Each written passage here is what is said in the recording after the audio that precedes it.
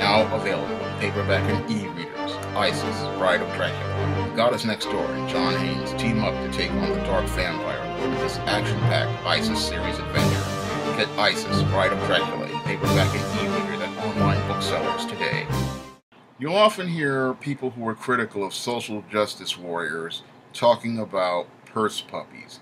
What is a purse puppy? A purse puppy is a minority individual who is following around a social justice warrior and is the individual who is sort of like a little toy dog that is carried in the purse of a rich woman. And in the case of the purse puppy, they are the minority person who validates to the social justice warrior that they're not a racist and that they care so much about people of color. Now, your purse puppy in many ways reminds me of the old pet Negroes of the 1960s and the 1970s, because back during the post-civil rights era and the affirmative action era, we often had a lot of these pet Negroes. Now, your pet Negro back in the day was a black person who followed behind white people and were always trying to find a way to apologize for white people, and they were always brought in as the Negro that they came in with to say that this white person wasn't a racist when they made statements that were clearly racist and offensive to black people. And when their actions were called on their actions, they would go get the pet Negro and bring him out to say that they weren't a racist. So a lot of people look at this social justice warrior and say that they are not the same as the white liberal, but they are the same as the white liberal. As I've stated before in a previous video, your social justice warrior is nothing more than the grandson and the granddaughter of this white liberal. And their behaviors are the exact same behaviors as the white liberals of the 1960s and the 1970s. And all you have to do is compare their behaviors and you'll see how they are the exact same behaviors, because all your purse puppy is the next generation of pet Negroes. Now, back in the 1970s, a prime example of your pet Negroes were on the television show Different Strokes. Now, on this television show Different Strokes, the premise starts that the mother of Arnold and Willis Jackson, a black woman, died, and then in her will, she willed that her sons go live with Mr. Drummond in his penthouse. Now, a lot of people would look at that scenario and say to themselves, well, why didn't she say to give custody of those children to their father?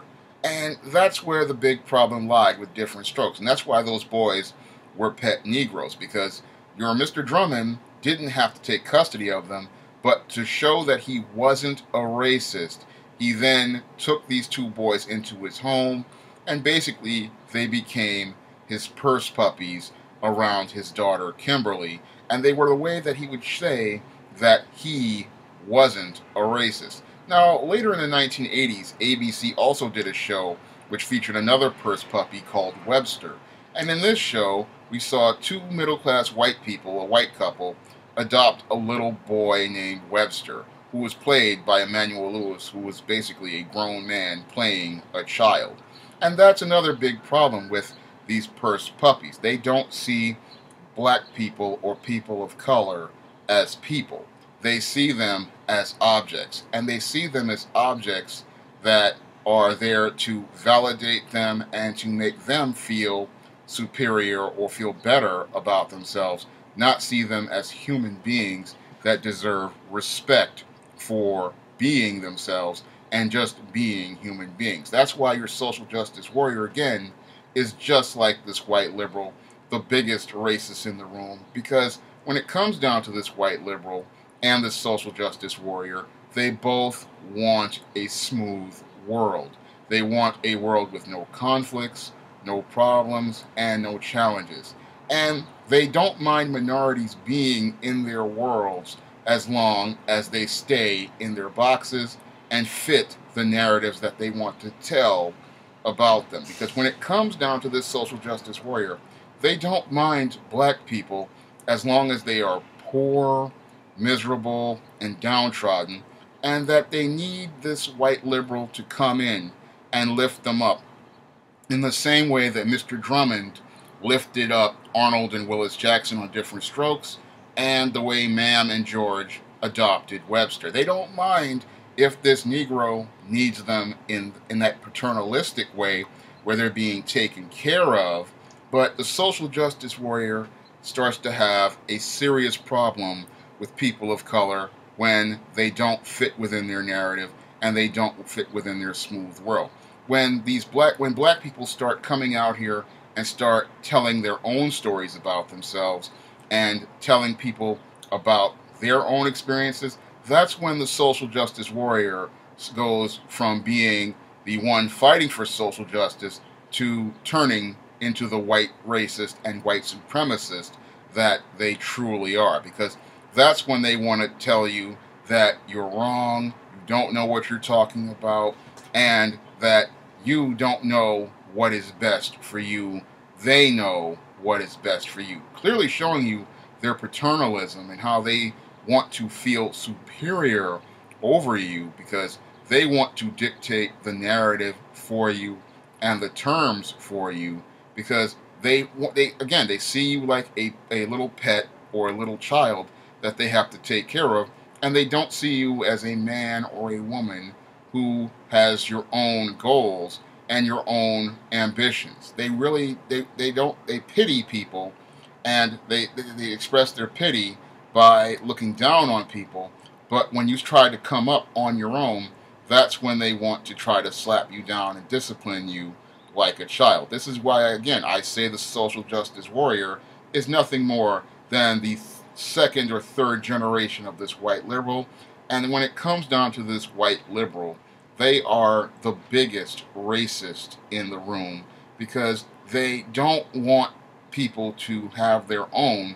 They want them to be dependent on them.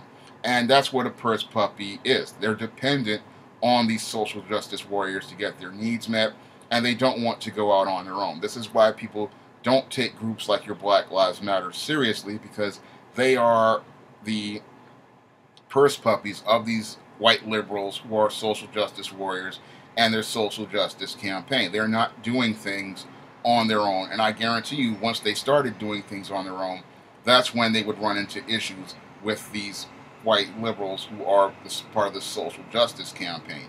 And when it comes down to your being a purse puppy, it's not a good thing because, again, this is the Negro who has to be the pet, and when they are in the pet position, they have to submit to everything that the social justice warriors tell them to do, or they're going to wind up being sent to the pound or AKA the prison system. Because if you disagree with the social justice warriors, what they're going to do is declare war on those minorities, because they want a smooth world and they don't want any conflicts from anyone. They want people to fit into their boxes and tell the story they want to hear, and they don't want to hear anything else outside of those stories, in the same way their white liberal grandfathers didn't want to hear about the issues related to black men who were suffering under the white liberals' welfare state, nor do they want to hear about any sort of economic empowerment for black men, nor do they want to talk about actual diversity in the black community or telling stories outside of the narrative that the social justice warrior has. Because when it comes down to this social justice warrior, their narrative for black people is the exact same narrative that this white liberal has, that black people come from the ghetto, that black people are poor, that black people are miserable, and that black people need the helping hand of white people and things like social programs in order to elevate them to a semblance of humanity. And that's a really insulting perspective of people of color, because black people themselves do not need a white liberal to uplift them. They need an opportunity to go out here and be able to compete in the American economy without any sort of interference or any sort of overseer looking to look over them and try to control them, because that's what these social justice warriors want to do. They want to continue doing the work that this white liberal has done over the last 50 years, keeping black people in a codependent relationship where they tell them how they will meet their needs without letting them go out to go meet their own needs. If you'd like to see me make more videos on this channel, you can donate to my Patreon by clicking the link in the description box. And if you'd like to try some of my SJS Direct titles, you may do so by going to Amazon.com and clicking the link in the description box. That's all I have to say for this video. You can comment, rate, and subscribe.